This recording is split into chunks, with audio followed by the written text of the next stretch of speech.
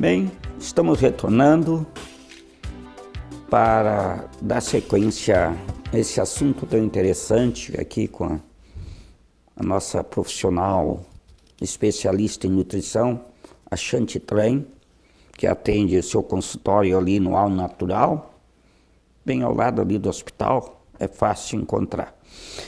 Shanti, e a alimentação do adolescente? Os adolescentes costumam aparecer com espinhas, acnes, né? Por quê? O que fazer para evitar isto? Que muitas vezes causa uma certa intimidação, retração no adolescente por causa dessas espinhas, acnes conhecidas. Certo. Quando se fala de alimentação de adolescente, é muito difícil, porque eles costumam ser um pouco rebeldes, né? A maioria. Então, eles querem muito comer lanches, né? Não estão muito preocupados com a alimentação, certo? Em relação às acnes, é um problema muito comum. Ocorre por causa da mudança hormonal mesmo, que é característica da fase, certo? Mas a alimentação, ela com certeza pode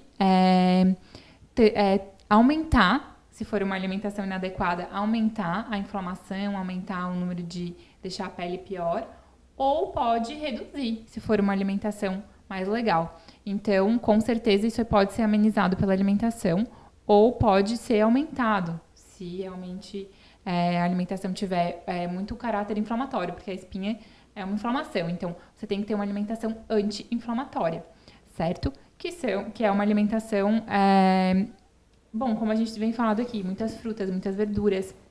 É muito importante também que tenha vitamina A, como a gente falou, vitamina A para a pele é essencial. Então, como a gente falou da abóbora, a cenoura, todos aqueles vegetais mais alaranjados e frutas, vegetais folhosos verdes escuros são essenciais. Então, fontes de zinco, que são as carnes, as oleaginosas, que são as castanhas, né, as nozes, as leguminosas, são importantes, né, também para a pele. Vitamina D, que na verdade, hoje a gente vê uma epidemia aí de deficiência de vitamina D. Então, tem que dosar a vitamina D para ver se está certinho. Se não, tem que pegar mais sol ou suplementar também a vitamina D, que é essencial também para uma boa pele.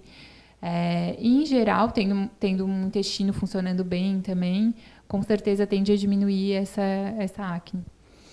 Pois é. O adolescente, muitas vezes, erra muito na sua alimentação. Ele usa muitos produtos com conservantes, esses embutidos, né, de modo geral, esses líquidos artificiais que eu considero, né, que acrescentam açúcar e corante, isso prejudica muito a saúde do adolescente.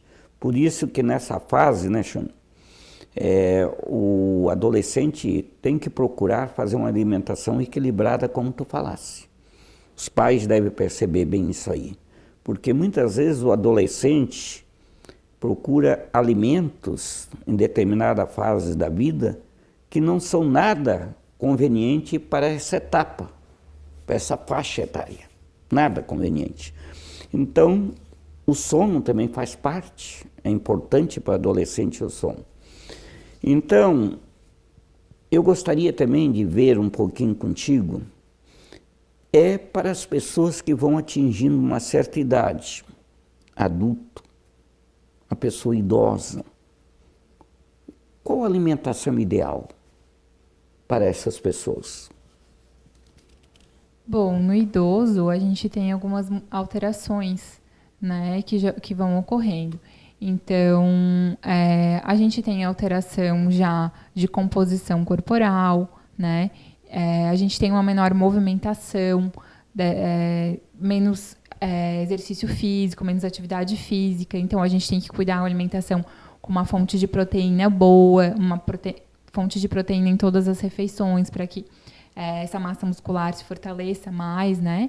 E incentivar também aí a prática de atividade física, que é importantíssima, tanto para a massa óssea quanto para a massa muscular, certo? É importante a gente focar nos nutrientes para a massa óssea mesmo, né? Porque a gente tem, é muito comum a osteopenia, a osteoporose também nessa idade. Então,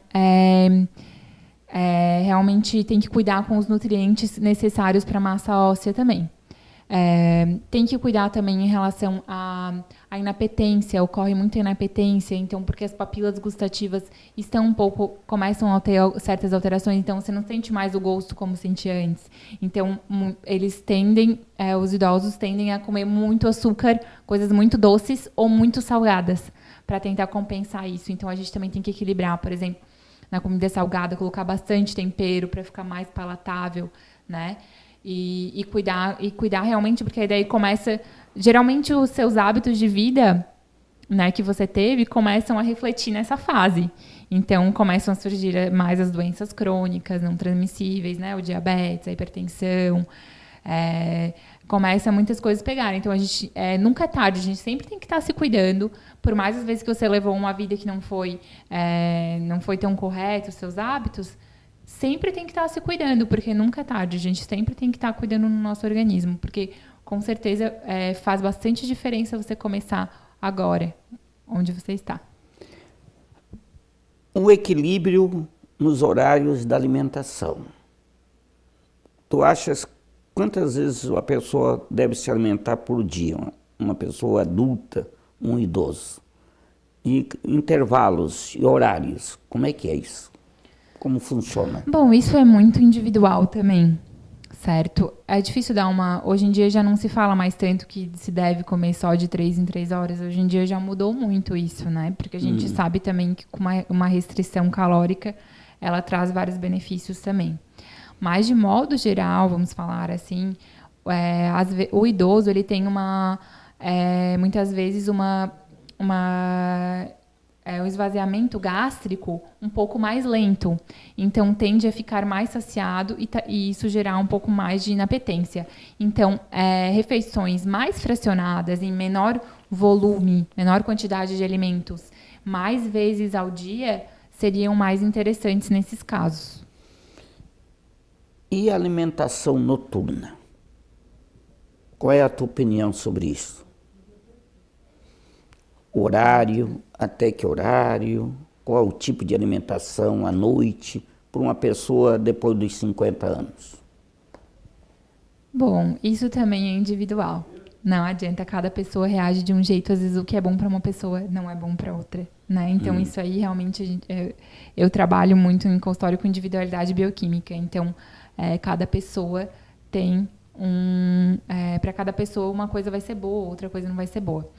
Mas, de modo geral, eu incentivo mais a alimentação durante o dia. Tem muita gente que acaba consumindo poucos alimentos durante o dia, porque está trabalhando, está fora de casa, e à noite acaba exagerando, né, certo? Então, isso pode alterar, sim, a qualidade do sono. Então, assim, é bom ter lanches leves durante a noite, para você ter uma qualidade de sono boa. E é bom consumir alguma coisa sempre antes de dormir.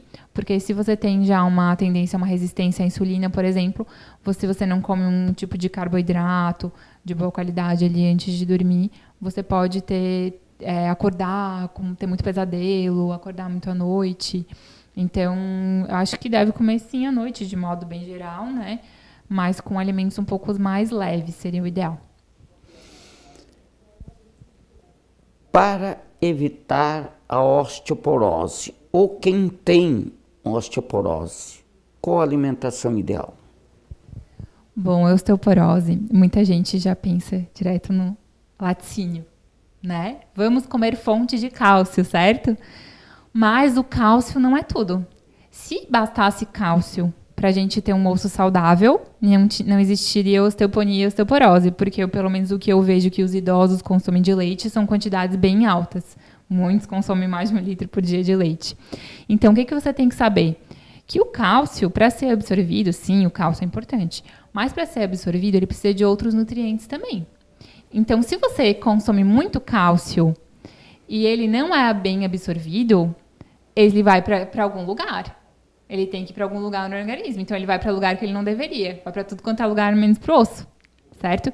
Então, hoje em dia já tem estudo, por exemplo, que dietas muito ricas em cálcio, mas que não tem os outros nutrientes, ele até favorece uma desmineralização óssea, certo? Por incrível que pareça.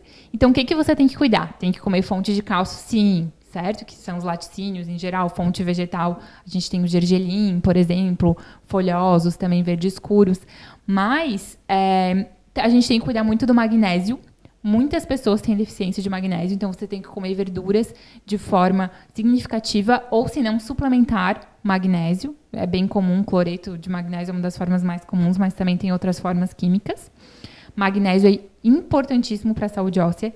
Vitamina D, como eu falei, é um problema de saúde pública, então a gente tem que sempre fazer exame para estar controlando a vitamina D, porque ela é essencial para uma boa saúde óssea, certo? Então você tem que ter níveis adequados de vitamina D. E você tem que ter níveis adequados de vitamina K. A vitamina K a gente consegue também mais em vegetais verdes escuros, né? Em fontes vegetais, mas também a gente sintetiza ela no intestino. Então a gente tem que ter um intestino funcionando bem, certo? Tem que ter um intestino, uma microbiota, né? Uma flora intestinal bem saudável também para estar sintetizando. Então, vitamina K, vitamina D, magnésio e cálcio. São os principais nutrientes. Também tem outros que estão envolvidos, mas esses são os principais quando a gente se fala disso. Ótimo. Como está já no final do programa, rapidamente, quais são os alimentos, assim, de forma genérica, que servem para todas as faixas etárias? Bom, tem diversos alimentos, mas eu vou citar, então, alguns alimentos que a gente pode consumir desde o bebezinho, então, até o idoso. Quinoa é um alimento que eu gosto muito. Dá para utilizar desde a introdução alimentar, fazer a quinoa cozida, até o idoso, que tem uma fonte de proteína ótima também, proteína de origem vegetal. Em todas as faixas etárias pode ser consumida e devia ser mais consumida pela população, porque é muito saudável. Em relação aos vegetais, vou destacar aí o brócolis, que é maravilhoso. Então, pode ser utilizado desde o bebezinho até o idoso. Brócolis e os outros da família do brócolis, que também é a couve-flor, o repolho, são bem interessantes para estar utilizando. Azeite de oliva, fonte de gorduras boas. Azeite de oliva extra virgem, dá para utilizar no bebê e dá para utilizar durante todas as fases da vida, bem seguro, já tem bastante estudo maravilhoso. Abacate é um alimento também, introdução alimentar, já pode conter o abacate, fonte de gordura boa, maravilhoso para a saúde. E todas as faixas etárias deveriam consumir mais essa fruta, que é maravilhosa. Temperos. Quanto mais a gente puder utilizar tempero, gente, o tempero é uma coisa maravilhosa, que agrega nutrientes, né? A gente pode utilizar bastante tempero natural na comida. Então, um desses temperos que eu vou destacar aqui é a cúrcuma, que é o açafrão da terra. Pode ser utilizado desde a introdução alimentar até o idoso. Tem muito estudo evitando Alzheimer, a cúrcuma.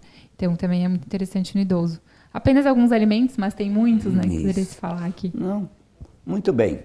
Estamos encerrando o programa de hoje com a presença da nossa profissional aqui, especialista em nutrição, Shanti Train. E agradeço a sua presença.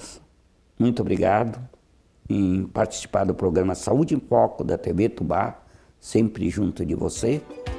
Que você faça do alimento o seu remédio e que o seu remédio seja o seu alimento. Muito obrigado, Shanti. Obrigada também, eu que agradeço. Valeu.